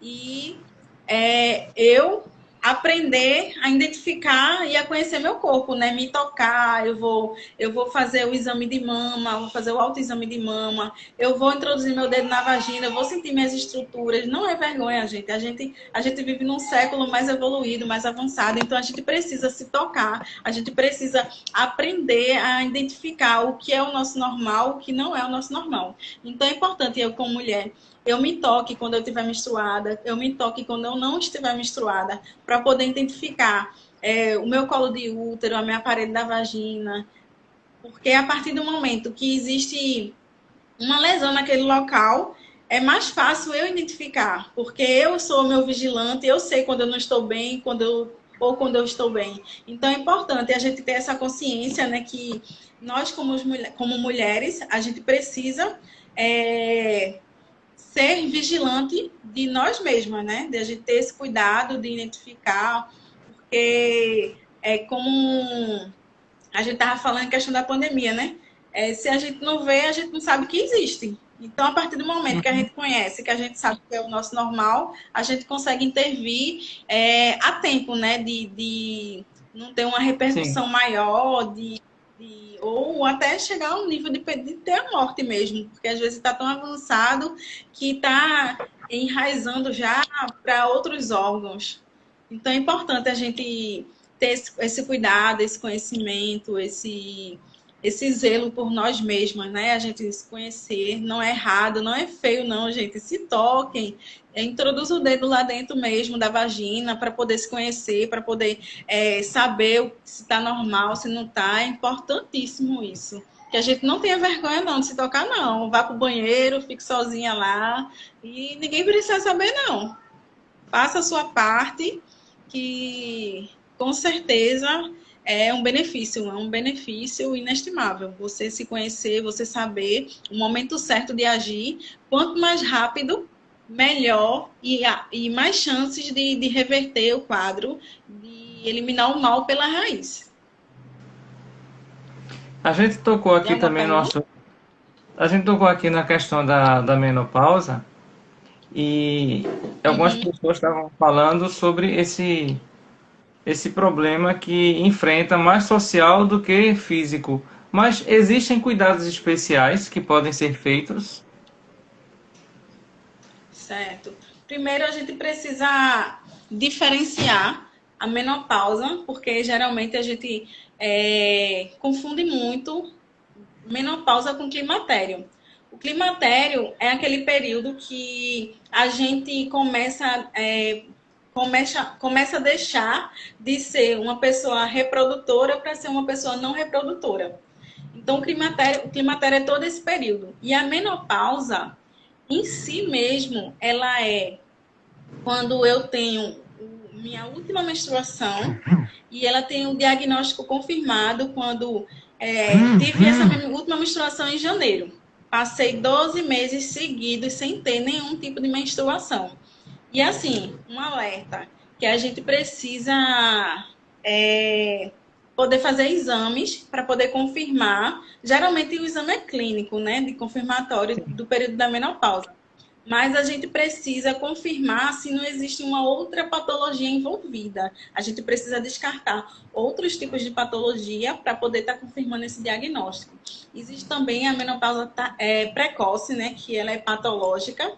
Né? Geralmente as mulheres com menos de 50 anos já está passando pela menopausa, porque a menopausa em si mesmo, ela começa em média, a partir dos 50 anos. Então, a gente precisa diferenciar, né, esse climatério, né, que ele vai desde os 40 anos até os 65 anos, porque enquanto a mulher estiver ovulando, ela pode gerar um novo ser, né? Esse climatério é essa alteração, diminuição desse quantitativo de óvulos, né, de ovulação, e a menopausa mesmo, ela é um fator que ela vai ocasionar o cessamento da menstruação mesmo em si. Parei de menstruar 12 meses consecutivos, aí eu tenho um diagnóstico clínico de menopausa e ocorrendo, né, acima de 50 anos,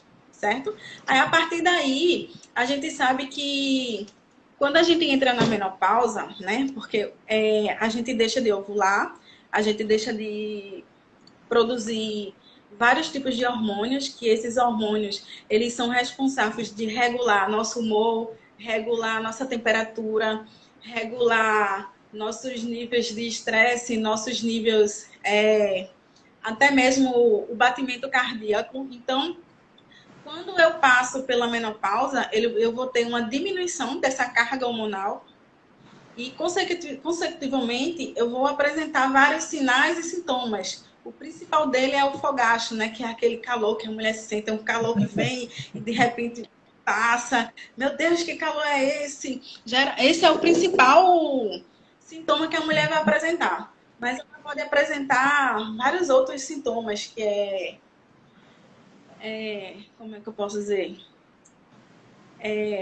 Uma mudança de humor, principalmente. A mulher ela vai estar muito irritativa, ela vai estar, sabe? Qualquer coisa não me toque, qualquer gotinha de água é uma tempestade. Ela pode apresentar esse tipo de sintoma. Então, assim, são vários sintomas, né, que a mulher apresenta e os cuidados que a gente pode ter para poder diminuir esse sintoma, né? Porque, assim, essa questão social, né, que a Angela estava falando, né, que as pessoas quando estão passando por essa situação, acontece muito da população em geral ao redor não ter muita paciência com essa pessoa, de não ter o tato lidar com essa fase que a mulher está passando, essa nova fase, né, de impaciência, essa fase de estresse, essa fase até mesmo de depressão. Então, assim, nós como comunidade, como seres empáticos, a gente precisa entender que isso é uma fase fisiológica, que isso é normal e que isso vai passar. E que aquela pessoa é um ser humano também, a gente precisa entender, né? A gente precisa entender o que é normal, o que não é. A gente precisa poder saber diferenciar. E a pessoa em si, o que é que ela pode fazer?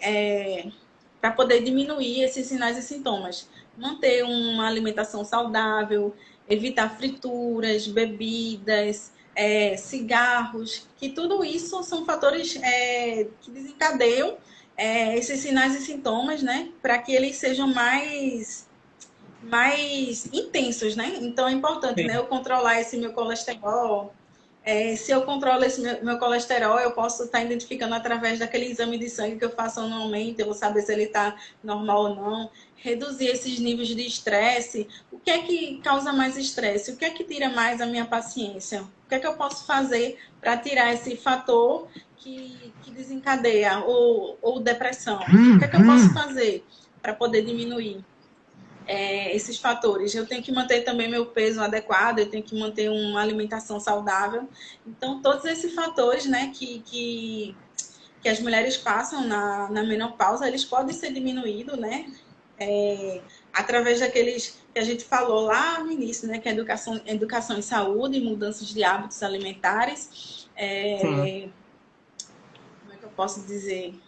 Através de ajudas, principalmente de médicos, psicólogos, ginecologistas, porque às vezes a mulher tem um nível tão alterado, um nível hormonal tão alterado que ela precisa de repor. Então é importante que essa mulher ela faça um acompanhamento médico, ginecológico, que ela faça um acompanhamento de endócrino. Então, assim, se eu identifico que eu tenho essa idade, que eu estou passando por esse momento, eu posso pedir ajuda também a vários tipos de profissionais, né? Para poder estar diminuindo essa ansiedade, esses sentimentos, sabe? Essas alterações que ela acontece, que ela é específica da menopausa, né? E principalmente a prática de exercício físico, né? Porque a prática de Sim. exercício físico ele vai estar me auxiliando na diminuição do estresse, vai estar me ajudando a diminuir os níveis de depressão, porque eu vou estar produzindo hormônios através da minha prática de exercício que vão me ajudar a regular a temperatura, sabe, várias alterações que vai acontecendo, né, que eu estava falando logo no início, né, até os níveis de osteoporose, a prática da educação física ela é uma aliada bem potente para esses casos, né? Então, eu vou sempre trabalhar a prática de exercício físico, alimentação balanceada e sempre procurar trabalhar com coisas que eu gosto, né? Porque se eu trabalho em um ambiente que já é difícil estar lá, estar passando por esse período, e eu trabalho num ambiente opressor, eu vou ficar uma pessoa doente, certo? Então, Aham. é procurar um ambiente que lhe acolha, um ambiente que lhe entenda.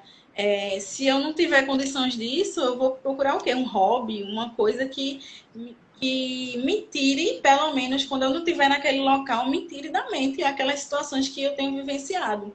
Então é muito importante, né, esse trabalho em conjunto, né, que é corpo, mente, né, corpo sã, mente sã. Então é importante, né, eu trabalhar esses pilares em todas as etapas da nossa vida, né? Principalmente Sim, sim.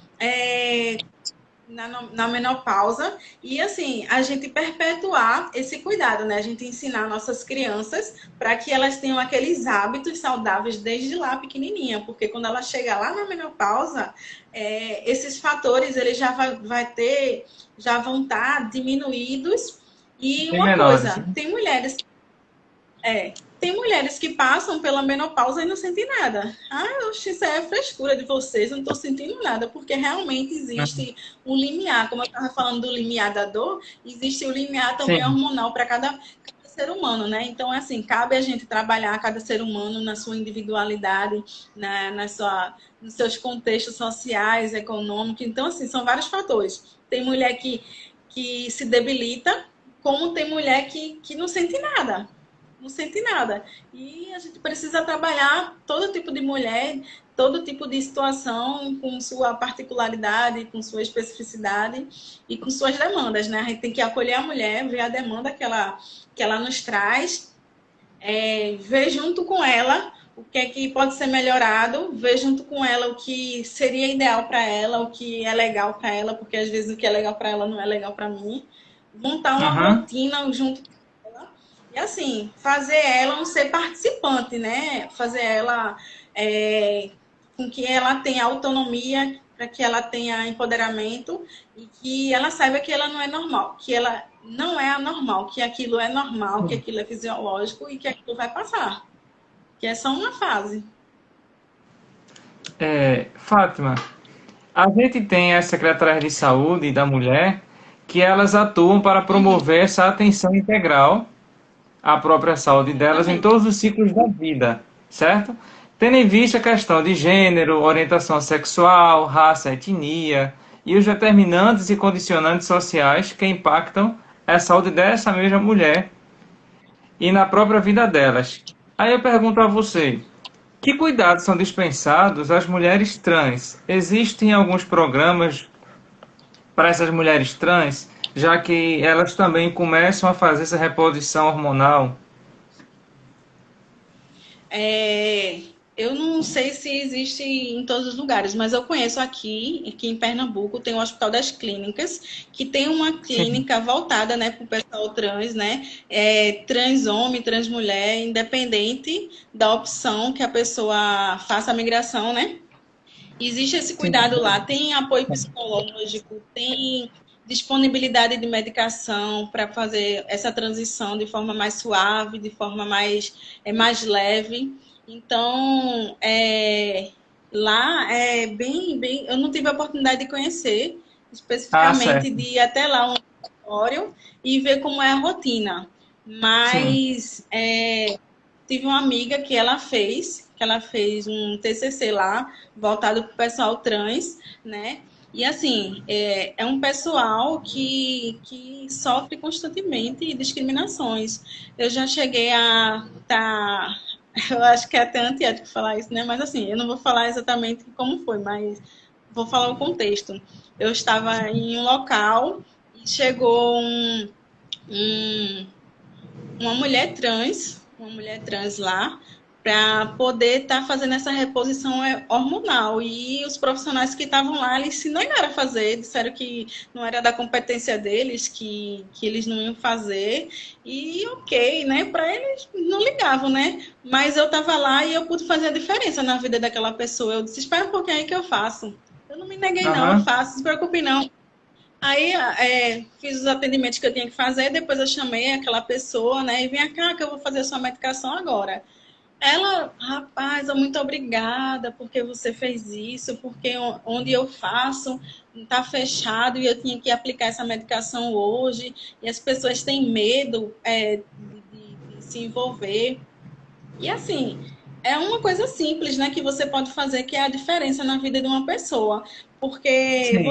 a pessoa não é obrigada a viver num corpo que ela não se sente bem, que não é ideal para ela, que ela nasceu num corpo, mas ela se vê em outro. Então, assim, o mínimo que a gente pode fazer, o mínimo que a gente fizer, já vai ser uma grande ajuda para as pessoas. Às vezes é só um ato, né, de empatia, de você estar lá junto, de você se compadecer. Eu tive a oportunidade de estar em outro setor e encontrar essa pessoa novamente. Ela já me viu, ela, tu pode fazer a minha medicação? Eu disse, se preocupe não que eu vou fazer, eu faço sim. E assim, a gente tem que entender e não discriminar. Eu sei que às vezes um serviço de saúde ele demanda muitas coisas, muito, sabe? Demanda tem Hum, muita demanda. Acaba você não querendo pegar mais uma para não ser mais uma coisa. Mas eu sim. acredito que dá sim para a gente fazer a diferença, dá sim para a gente mudar essa cultura sabe, de discriminação, de eu não vou fazer.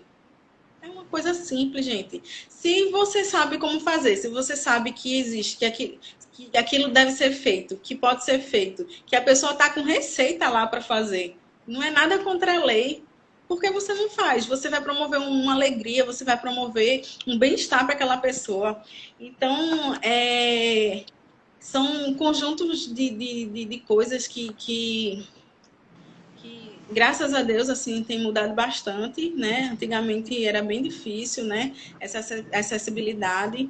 Então assim, lá no Hospital das Clínicas, quem se interessar, tem um ambulatório, fica no segundo andar do ambulatório lá do Hospital das Clínicas. É só procurar um ambulatório de trans. Lá vocês vão ter palestras, vão ter apoio psicológico, vão ter todo o aporte é, tem assistência social, tem várias pessoas, vários profissionais que atuam lá para poder estar promovendo essa saúde, né? Cuida do físico e cuida do mental também dessa população. Eu não sei Sim. especificar como se dá a ocorrência lá. Mas o que eu posso dizer para vocês é que lá existe, que vocês possam procurar, que o pessoal lá é super receptivo, que pode fazer trabalho também lá, essa população trans lá, elas são bem receptivas também com a comunidade estudante, com a comunidade acadêmica lá. Então, eu recomendo super aquele ambulatório, ele fica lá no segundo andar do Hospital das Clínicas, e quem for lá pode ter certeza que vai ser super bem recebido. Inclusive, lá no Hospital das Clínicas, existe a cirurgia para ressignificação, né, de gênero, existe lá, já tive a oportunidade, né, 2 vezes de estar no setor de ginecologia e ter uma mulher trans lá. Teve essa mudança de sexo lá, eu pude fazer o acompanhamento pós-cirúrgico, né, dessa população. E, assim, enquanto tem gente que tem uma discriminação tão grande, essa população, elas são tão... Gente, eles são pessoas, eles são seres humanos, eles são gente do bem, eles são maravilhosos, são, às vezes, até melhores do que o ser humano que nasce com a sua característica e é aquela característica de ser. Então é importante a gente saber diferenciar, na verdade, não fazer acepção, né? Tratar como qualquer um outro paciente, ter empatia, né? Pela pessoa em si, porque já é tanto sofrimento que eles vêm, sabe, desde de criança, de infância, que eles vêm carregando aquela culpa, aquela rejeição. Não seja mais um, né, nessa lista de pessoas que fazem essa rejeição a essas pessoas. São seres humanos normais, igual a gente. E assim, quando só assim, falando em relação a cuidados, quando existe aquele homem trans, né, que a gente sabe que biologicamente, né, o corpo é de uma mulher, né, a gente tem que ter os cuidados preventivos também em relação ao Papa Nicolau, fazer, sabe, o acompanhamento hormonal, todos os cuidados que existem na população feminina tem que existir naquela comunidade que é homem trans, né, a gente tem que ir para o ginecologista, marcar ginecologista, e o ginecologista, quando receber essa pessoa, não tem que fazer acepção, tem que tratar bem, tem que tratar como qualquer outra paciente, ou qualquer outra paciente, né, que tem que ter ética, principalmente empatia. É o que eu tenho para dizer assim em relação a essa população, né? Que a gente possa abraçar, que a gente possa ser um diferencial nessas vidas, que a gente não faça acepção de pessoas. Sejamos pessoas éticas e pessoas empáticas e humanistas. A gente já está caminhando para o finalzinho do nosso bate-papo, mas aí eu tenho uma perguntinha ainda para te fazer. Como é que as mulheres elas podem se ajudar na divulgação desses cuidados? Você estava comentando aí Certo. e existe ainda muito preconceito com relação ao cuidado da mulher, a mulher se tocar para descobrir um problema mais sério. Ainda tem uma barreira ainda muito grande dessa mulher começar a conversar com outra mulher sobre um problema que ela está percebendo, uma coisa diferente nela. Então, como é que essas mulheres que já têm informações, elas podem ajudar essas outras mulheres a se abrirem mais a esse autocuidado, a esse cuidado pessoal tão Certo. necessário para a manutenção da vida? Certo. O principal cuidado é educação e saúde, que a gente sabe que, como eu falei logo no início, né, que no nosso Brasil ainda está caminhando, né, em passos lentos, infelizmente, né, mas a educação em saúde, ela é um dos principais meios, né, de divulgação, de acolhimento, né, das pessoas e empoderamento. Um outro fator também que é importante, né, é esse conhecimento passar de mãe para filha, né, de mãe para filha, de pai para filho, que nem aquele rapaz logo no começo que eu esqueci o nome que ele comentou que ele tem um relacionamento aberto com a filha, que há esse tipo de É, conversa. Então, educação eu- sexual, né, educação sexual em conjunto com a educação em saúde é importantíssimo, né, que a gente aprenda esses valores, que a gente não tenha vergonha, que a gente repasse, que os profissionais de saúde saibam lidar com cada fase, né, de, das pessoas, né, cada fase da mulher, porque existe aquela fase que a mulher é mais tímida, saber identificar também aquele pessoal do interior, que geralmente são as pessoas que têm um pudor bem mais rígido, né? Então, assim, é uma coisa para se trabalhar, é um trabalho de formiguinha. Eu faço um pouquinho aqui, você faz um pouquinho ali, minha mãe faz um pouquinho aqui, outra pessoa faz um pouquinho ali. Mídia social, como é que eu posso dizer? Se eu promovo educação e saúde na minha família e meu filho ou minha filha aprende e repassa para um amigo, isso aí já está sendo de grande valia, né? Então eu vou saber que aquele cuidado, aquela informação, ela não está sendo desperdiçada, ela está sendo efetiva, né? Ela está sendo um aliado, né? Para que todas essas coisas elas se completem, né? Porque não adianta só eu querer mudar o mundo, né? Uma andorinha só não faz verão. Então é importante a capacitação de profissionais, né? Porque, como eu falei também logo no início, daquele profissional que fez um toque retal, um paciente que gerou um trauma, que ele cometeu suicídio. Então é importante também capacitação profissional para que a gente saiba como lidar com cada público, porque eu não vou ter o mesmo atendimento com você e com fulaninha, com Beltrana, eu não vou ter o mesmo atendimento. Então, cada atendimento ele tem que ser específico, ele tem que ser adequado para aquela população, para aquela pessoa. Então, é importante, né? Educação em saúde, educação sexual dentro de casa, capacitação de profissionais. Então, assim, são um conjunto de coisas que vão se agregar, que vão gerar esse benefício, né? Então é importantíssimo essas três coisas aliadas, cada pessoa fazendo a sua parte, né? Evitar fazer fake news, né? Porque existem muitas Uhum. informações, sabe?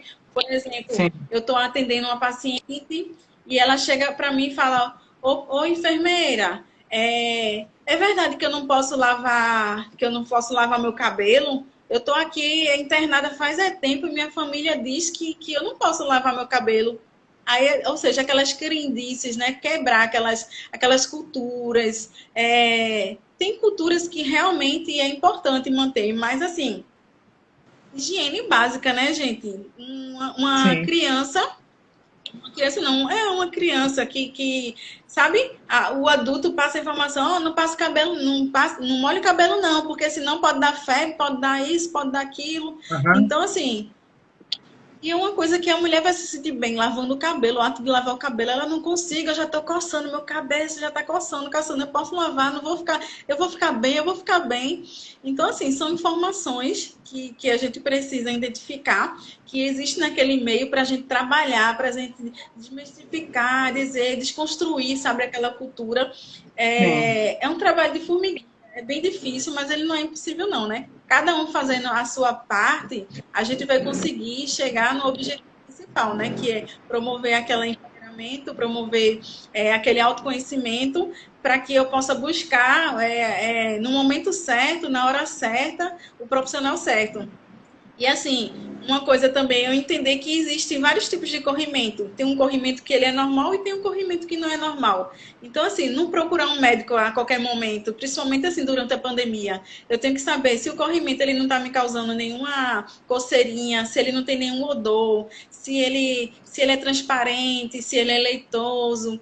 Então, assim, são características que eu preciso saber, me conhecer, saber que é normal, para eu também não me expor em risco, né? É importantíssimo, né? Esses três cuidados, na educação e saúde, né? Essa capacitação de profissionais e educação sexual andarem entrelaçada para que exista lá na frente um número melhor, né, de prevalências, né, que essas prevalências de doenças elas dêem uma diminuída, porque a gente, né, cresça uma população saudável, mais saudável possível. Muitíssimo obrigado. Já tem aqui a Márcia agradecendo, dizendo que se arrasa sempre. A Goianita lá de Brasília, deixando aqui o salve e agradecendo todo esse conhecimento que você trouxe para a gente hoje. E é isso, caríssima. Muitíssimo obrigado. Eu sempre peço, quando possível, de deixar alguma literatura de apoio que as pessoas possam depois consultar. Depois você me diz alguns livros que possam embasar ainda mais esse conhecimento, alguns sites ou até perfis.